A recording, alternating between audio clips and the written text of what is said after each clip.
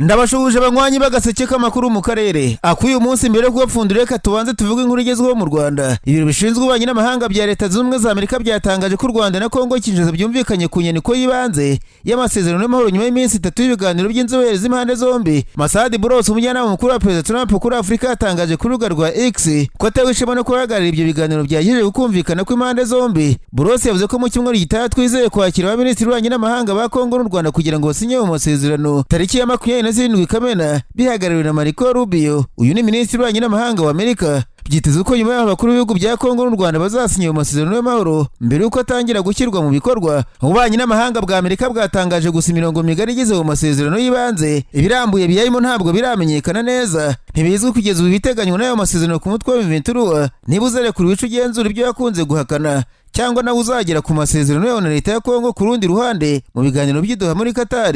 Itangazo ry'ibiro by'ububanyi n'amahanga bwa Amerika rivuga ko amasezerano yagezweho hagati y'u Rwanda na Kongo yubakiye ku itangazo ry'amahame yumvikanwa n'impande zombi mu kwezi kwa kane, kandi areba inyungu za politike, iz'umutekano n'iz'ubukungu z'impande zombi. Zimwe mu ngingo zigize mu masezerano yumvikanweho zirimo kubaha ubusugire bw'imipaka, kubuza imirwano, guhagarika cyangwa se kuvana ingabo mu bikorwa, kwambura intwaro, kwakira imitwe yitwara gisirikare itari ya Leta yabanje kugira ibisabwa, gushyiraho uburyo buhuriyeho bwo kugenzura umutekano, gufasha gucyura impunzi n'abavuye mu byabo imbere mu gihugu. Leta ya Kongo, Loni n'ibihugu bimwe by'Uburengerazuba nka Leta Zunze Ubumwe za Amerika bashinje Leta y'u Rwanda gufasha Ministri ubugenzura ibice byinshi bitandukanye bya Kivu Amajyaruguru n'Epfo, ariko ibyo u Rwanda rwarabihakanye. Kinshasa yakomeje gusaba ko u Rwanda rugomba kuvana ingabo zarwo muri Kongo Kinshasa kugira ngo bagere ku masezerano y'amahoro. Leta y'u Rwanda, Loni n'ibihugu by'Uburengerazuba nabo bashinje Kinshasa gukorana na FDLR, umutwe urwanya ubutegetsi bw'u Rwanda. Ibyo Kinshasa nayo ihakana. Mu kwezi gushize muri uyu muhate wo guhuza ibihugu byombi, Amerika yavuze ko impungenge za buri ruhande. Kinshasa isaba kuvana ingabo z'u Rwanda muri Kongo,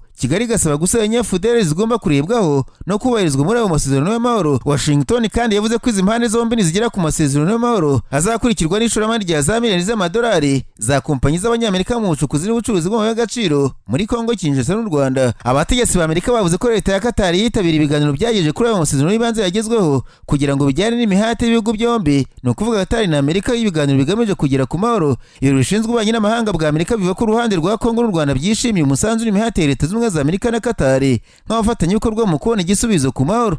Agaseke k'amakuru mu karere ngapfunduriye muri Uganda. Amashyaka atavuga na Leta muri Uganda aravuga ko n'amatora yo mu nzego z'ibanze arangiye, agashinja ubutegetsi ko babangamira hamwe abantu babo batitoje, kandi ngo biraca amarenga ko umwaka utaha amatora azabagendekera nabi. Nabwo ikinyamakuru Daily Monitor cyavuze ko ishyaka NUP rimwe mu yakomeye atavuga n'ubutegetsi muri Uganda ryavuze ko nibura 80% by'abakandida baryo babangamiwe n'inzego z'ubutegetsi, bigatuma batiyamamaza ntibanatorerwa iyo myanya. Iri shyaka ryavuze ko abayobozi mu nzego z'ibanze, abashinzwe umutekano n'abakozi ba komisiyo ishinzwe amatora bakumiriwe Rwanashyaka baryo mu bikorwa byo kwiyamamaza no kwitoresha, ngo biteye impungenge ko amatora umwaka utaha azagenda. Nararanganije amaso ibinyamakuru byandikirwa muri Kongo Kinshasa. Abanyamakuru bakize amakaramu ku mpapuro barandika. Manisiko Costa Mutamba Tungunga wazari Ministri w'ubutabera muri Kongo Kinshasa yeguye akavuga ko umugambi wo kumwegura ucuriwe i Kigali. Ministri w'ubutabera wa Kongo yeguye ku mirimo mbere yuko atangira gukurikiranwa ku cyaha cyekwaho cyo kunyereza umutungo wa Leta, nk'uko byemezwa na radio na televiziyo y'iki gihugu. Usubiramo inyandiko ivuga ko yabonye yo kwegura kwe. Muri iyo nyandiko usubirwamo kandi n'intaramakuru bya Kongo ACP. Constant Mutamba avuga ko yeguye kubera umugambi wa politiki yo kumugambanira. Biboneka ko wacuriye i Kigali ugashyirwa mu ngiro n'amwe basangiye igihugu, gusa nta kimenyetso yagaragaje kibashinja u Rwanda.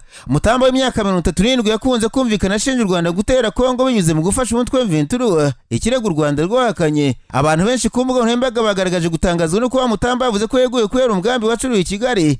Rwanda n'u Rwanda ntacyo rwavuze kubivuga muri iyo nyandiko yo kwegura ko Constant Mutamba. Muri iyo nyandiko yandikiye Perezida wa Kongo Félix Antoine Tshisekedi isubirwamo n'ibinyamakuru byinshi muri Kongo, Mutamba avuga impinduka zitandukanye, akavuga ko zashimwe n'umutegetsi mukuru mu gihugu. Yavuze ko umugambi wo kumweguza ugamije guhagarika izo mpinduka, kandi ko intego nyamukuru y'ibyo ari uko bakuriye Ministri bashaka kumwica ntayo bimenyetso yerekana. Nabwo ibinyamakuru bya Kongo ACP byavuze ko Constant Mutamba yatanze ubwegure bwe ku mukuru w'igihugu kuwa gatatu, nyuma y'uko umunsi wabanje yari yakiriwe na Perezida Tshisekedi. Kugeza ubu ariko Mutamba arakekwaho gushaka kunyereza miliyoni z'amadolari yaragenewe kubaka gereza ya Kisangani mu majyaruguru ashyira uburasirazuba bwa Kongo. Ku cyumweru gishize inteko ishinga amategeko ya Kongo umushinjacyaha w'ikinshasa uburenganzira bwo gutangira gukurikirana umutegetsi mu nkiko. Amategeko ya Kongo ateganya ko yagomba kwegura ku mirimo ye mbere yuko atangira kuburana. Mu nyandiko yo kwegura kwisubirwaho n'ibitangazamakuru byo muri Kongo, Mutamba aragira ati nta dolari na rimwe rya leta nafashe, asa n'uwiregura. Ivuze ko impinduka yatangiye hari abatsimbare ku bya kera bazirwanya kuko zisenya imikorere y'amatsinda yite ya mafia. Iyi nkuru y'iperereza ku birego byo kunyereza imari ya leta ya Kongo Constant Mutamba akekwaho hamwe n'uko kwegura ko ni zimwe mu zavuzwe cyane mu karere muri iyi minsi. Mu gihe gishize Mutamba yumvikanye ko hari gahunda yo gushyiraho urwego rw'ubucamanza aho umuntu uzamwa no kunyereza umutungo wa leta akwiye kujya akatirwa igihano cy'urupfu. Mutamba kandi muri iyo nyandiko yagaragaje perezida wa Kongo Tshisekedi ko Ministri w'ububanyi n'amahanga n'ubutwererane w'u Rwanda Olivier Nduhungirehe aherutse kwishimira gukurikiranwa ko mu butabera, ahamya ko yabo we ndetse n'abayobozi b'M23 bamwifuriza gupfa. Ubutumwa bwa Ministri Nduhungirehe bwibutsaga ko Mutamba igihe kinini yibasira u Rwanda ku buryo byagize naho umunyekongo bako zafunga perezida Paul Kagame ndetse nabo yisabagambanyi. Kuva Mutamba yatangira gukurikiranwa agerageje kugaragaza ko agambanira batumvikana kuvagira muri guverinoma ya Kongo, ibyafashwe nk'amatakira ngo yimo yatunze urutoki, ariko kandi harimo Ministri wa Madame Judith Suminwa ndetse n'umushinjacyaha mukuru Firime Mvonde. Kuri Mvonde, Mutamba yabwiye abakozi ba Ministeri y'Ubutabera ko uyu mushinjacyaha ari umwe mu babaye mu itsinda ryashyigikiye Joseph Kabila wayoboye Kongo mu gihe cy'imyaka 18. Ibyo babivugaga mu gihe Kabila ashinjwa kuba umuyobozi bwa M23. Ubutegetsi bwa Kongo Kinshasa ariko kandi bwagaragaje ishami ry'umuryango w'umujyi rishinzwe impunzi HCR ko butifuza ko abanyarwanda bafashwe bugwate n'utwiterabwoba FDL bataha. Muri Gicurasi umwaka u Rwanda rwakiriye abanyarwanda bagera ku 1500 bari barafashwe bugwate na FDL mu bice bitandukanye by'intara Kivu y'Amajyaruguru kuva mu myaka myinshi ishize. Igikorwa cyo gucyura abanyarwanda cyagizwemo uruhare na HCR yabacumukiye mu nkambi zo mu mujyi wa Goma ndetse n'abayerekeza. Itariki ya 17 Kamena, Ministri ushinzwe uburenganzira bw'ikiremwamuntu muri Kongo Chantal Shambu Mwamvita yahuye n'umuyobozi mukuru wa HCR Philippe Garandi amugaragariza ko gucyura abanyarwanda leta yabitabigizemo uruhare ari ukubangamira ikiremwamuntu. Nk'uko Ministri y'uburenganzira bw'ikiremwamuntu muri Kongo yabitangaje, Mwamvita yabwiye Garandi ko HCR itakabaye ikorera mu bice by'intara Kivu y'Amajyaruguru na Kivu y'Amajyepfo kuko bigenzurwa n'inyeshyamba za M23. Nasimbukiye mu Burundi, abanyamakuru bicaye imbere ya mudasobwa barandika bazi ko mu Burundi miliyoni zirenga 15 z'amadolari ya Amerika zari zitezwe mu isanduku leta mu mwaka wa 2024 zaburi irengero nk'uko byatangajwe na Ministri w'Imari Ntawontuye Nestor.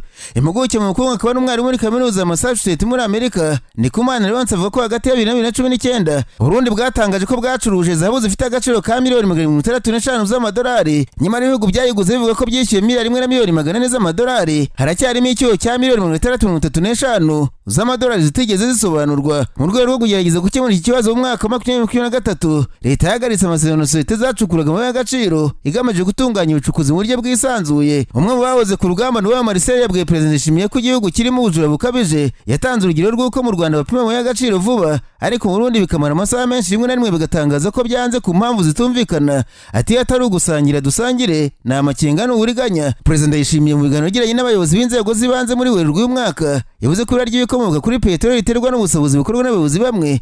Ati sinumva ukuntu igihugu cyacu gifite amabuye y'agaciro menshi ariko tugakomeza gukena. Mu ntara y'Ibitoki twasanze zahabu ziri ku kigero cya 87%. Sinumva impamvu tudatera imbere. Umutegetsi mukuru mu Burundi yasezeranyije igihembo cy'10% ku muturage wese uzatanga amakuru ku mabuye y'agaciro ahishwe n'abategetsi mu Burundi. Agaseke k'amakuru mu karere ngapfunikiriye muri Kenya, abanyamakuru bakojeje ba muri no barandika manitswe umupastori wateje impagarara muri Kenya Gilbert Deya wavuze ko yateraga inda z'ibitangaza yapfiriye mu mpanuka mu muhanda. Polisi yabwiye itangazamakuru muri Kenya ko Deya yapfuye kuwa kabiri nimugoroba nyuma y'uko ikinyabiziga cye gikuranye impanuka na bisi ya kaminuza n'ikindi kinyabiziga hafi y'umujyi wa Kisumu ni mu burengerazuba bwa Kenya. Abandi bantu bagera kuri 30 biravuga ko bakomeretse, barimo n'uwatahuwe nk'umugore we n'umugenzi wari mu modoka ye ndetse n'abanyeshuri 15 bari muri bisi. Deya wayoboraga urusengero i London yabaye kimomo mu myaka ya mbere ya za 2000 nyuma yo kuvuga ko yashobora gufasha abashakanye badashobora kubyara batwita impinja z'ibitangaza binyuze mu isengesho. Amaperereza yakozwe nyuma yashyize isano ku rusengero rwe n'itsinda rirego kunyereza abana bimutera gutabwa muri yombi no kwirukanwa mu Bwongereza mu myaka 8 ishize nyuma y'inzira zo guhangana mu mategeko zamaze imyaka 10. Yanaguyeho icyaha muri 2023 kubera ibimenyetso bidahagije. Kuwa gatatu mu guverineri w'agace ka Siaya James Orengo yavuze ko yamenye amakuru y'urupfu rwa Musenyeri Gilbert Deya mu gahinda n'akababaro kenshi. Yakomeje avuga ko impanuka iteye ubwoba yo mu muhanda yarimo n'imodoka ya Karere. Amafoto yakwirakwijwe ku nkoranyambaga yerekanye ibisigara bimwe mu modoka yari yashwanyagurikiye burundu mu mpanuka. Uyu mugabo Deya wahoze ari umufunda akaza kumvuga butumwa avuye muri Kenya yimukira London hagati muri za 90 aho yashinje Gilbert Deya Ministries umuryango udaharanira inyungu ufite amashami mu Bwongereza no muri Afurika, yarazwi kubera uburyo yakoragamo ivugabutumwa, anavuga ko atagatifujwe agirwa umusenyeri mukuru w'umuvugabutumwa muri Leta Zunze Ubumwe za Amerika hari mu 1992. nyuma urusengero rwaje gukorwaho amaperereza menshi n'abategetsi mu Bwongereza kubera gukekwaho ibyaha no gucunga nawo umutungo no kurenga ku mategeko, birimo no kugurisha amavuta y'ubuto avugaga abeshya ko afite imbaraga zo kuvura. Yigeze gusobanurwa na Ministri w'ububanyi n'amahanga w'Ubwongereza David Lammy, icyo gihe wari umudepite, nk'umutekamutwe wo mu bihe by'ubu ngubu watengushye akanahemukira abayoboke be b'intege nke ku rusengero rw'abagore bari barihebye, bamwe bararengeje igihe cyo gucura n'abandi bari barananiwe gusama, bemezwa ko bazashobora gutwita binyuze mu isengesho. Ariko impinja buri gihe zabyarizwaga amavuriro yihishe mu murwa mukuru wa Kenya Nairobi. Ubushinjacyaha bwavuze ko impinja zibwaga mu muryango ukennye mu gihugu cya Kenya. Muri 2011 wari umugore we Merida yafunzwe nyuma yo guhamwa n'icyaha cyo kwiba uruhinja mu ivuriro rikuru mu murwa mukuru Nairobi, anabeshya ko rero yabyaye uwo mwana. Igihe de yabazwaga mu iperereza rya BBC 2014 buryo abana b'ibitangaza barafite ibimenyetso ndangasano cyangwa se ADN bitandukanye n'ibyo bavuga ko ari ababyeyi babo, yavuze ko byari ibintu birenze imitekerereze ya muntu. Icyo gihe yavuze ati si ikintu navuga nshobora gusobanura kubera ko ari ab'Imana, kandi ibintu by'Imana ntibishobora gusobanurwa n'ikiremwa muntu. Nyuma yo guhanagurwaho icyaha 2023, de yakomeje kuvuga ko ari umwana nakomeza imirimo y'iby'idini kugeza apfuye ku myaka bivuga ko yari afite 72. Reka nsoze bambwira ko Perezida wa Amerika Donald Trump yemeje gahunda yo gutera Iran, ariko ntarafata icyemezo cya nyuma niba yagaba igitero kuri icyo gihugu. Nk'uko ikinyamakuru CBS cyabyanditse, umutegetsi wo ku rwego rwo hejuru mu butasi bwa Amerika yabwiye CBS ko Trump yaba yaretse gutangiza ibitero mu gihe Iran yakwemera kuri gahunda yayo ya nucleaire.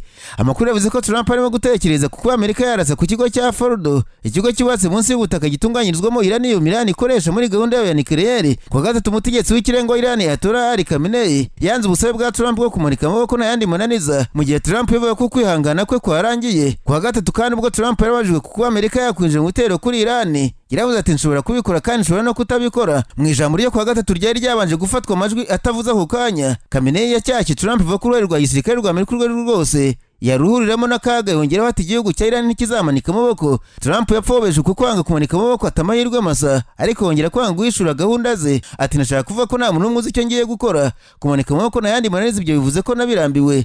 Amakuru yuko Trump ashyigikiye gahunda yo gutera Iran yatangajwe bwa mbere n'ikinyamakuru The Wall Street Journal cyo muri Amerika. Israel yagabye ibindi bitero bya gisirikare kuri Iran, irasa hari ibisasu bya Misiri no ku bigo bya nucleaire. Iran yavuze ko yashubije irasa ibisasu bya Misiri byihuta cyane kurusha ijwi kuri Israel, nta byangiritse cyane byatangajwe kuri Israel kugeza ubu. Bwari bwo bwa mbere Khamenei yavuze ijambo ku mugaragaro kuva ku wa gatanu ubwo Israel yatangira ubwo bitero kuri Iran, ivuga ko ari ibyo gukumira. Ambasade ya Iran mu muryango w'abibumbye yanyeze Trump binyuze mu butumwa bwo ku rubuga rwa X, iti nayo ntabwo ijya mu biganiro ku gahato, ntabwo izemera amahoro ku gahato, ndetse rwose ntabwo izabigirana agashoza ntambara utakigezweho wiziritse kuko yigaragaza. Iyi ambasade yavuze iti nta munya Iran wigeze na rimwe yikubita hasi ngo rambarare imbere y'amarembo ya White House no ku biro bya Perezida wa Amerika. Ikintu cyose gisuzuguritse cyane kurusha ibinyoma bye ni inkeke y'ubugwariye yo kwica umutegetsi w'ikirenga wa Iran. Iyo ntambara yo guterana amagambo yabaye mu gihe abanyarani bakomeje kugenda mu mihanda bava mu murwa mukuru Tehran utuwe n'abaturage miliyoni 10 bashaka ko bahongera ibitero bya Israel. Mu butumwa bwa video bwo ku wa gatatu, Ministri w'intebe wa Israel Benjamin Netanyahu yavuze ko ingabo z'igihugu cye zirimo gutera imbere ku ntambwe ku yindi zerekeza gukuraho inkeke ziterwa n'ubwo bya nucleaire bya Iran n'ububiko bwabo bw'ibisasu bya Misiri byo mu bwoko bwa ballistic. Ministri w'ingabo wa Amerika Peter Hegseth yabwiye akanama ko mu nteko ishinga amategeko umutwe wa Sena ko Pentagone yiteguye gushyira mu ngiro itegeko iryo ryose rya Perezida Trump. Ministri Hegseth yavuze mu gihe ingabo za Amerika zirimo kwisuganya mu karere k'uburasirazuba bwo hagati. Ku wa gatatu ambasade ya Amerika i Yerusalemu yatangaje gahunda yo guhungisha abanyamerika ubu bari mu Israel. Umubare w'abanyamerika bashaka kuva muri Israel ntuzwi neza, ntibizwi neza kandi niwe igisirikare cya Amerika cyafasha mu kuba bakura mu ndege. Kuva Israel itangira ibitero byayo kuri Iran ku wa gatanu ushize, bimaze kwica abantu barenga 585 nk'uko bitangazwa n'umuryango w'imirimo y'uburenganzira bwa muntu witwa Human Rights Activist ufite icyicaro Washington DC muri Amerika. Uwo muryango uvuze ko muri abo bishwe 39 ari abasivile, 126 bakaba ari mu nzego z'umutekano. Hagati televiziyo ya Iran yaburiye abayireba ko bakwiye kwirangiza amashusho adafite icyo avuze, asaba abaturage guhaguruka bakurwanya ubutegetsi nyuma y'ikigaragara ko ari ukwinjirirwa mu ikoranabuhanga cyangwa se guhakingwa mu buryo bwabo bwo gutangaza amakuru bwifashishije icyogajuru. Televiziyo ya Iran yavuze iti nubwo n'ubutumwa budafite icyo buvuze igihe urimo kureba televiziyo, biraba bitewe n'umwanzi urimo kudurumbanya umuyoboro w'ibimenyetso cyangwa se signals by'icyogajuru. Bigaragaza ko abahakazi binjiye muri iyo televiziyo bagatangaza video ishinja ubutegetsi bwa Iran kunanirwa kuyobora abaturage bayo, ndetse basaba abareba iyo televiziyo kugena ejo hazaza habo. Iyi video ngo irimo amashusho menshi agaragaza imyigaragambyo myinshi yo kwamagana ubutegetsi yabaye muri 2022.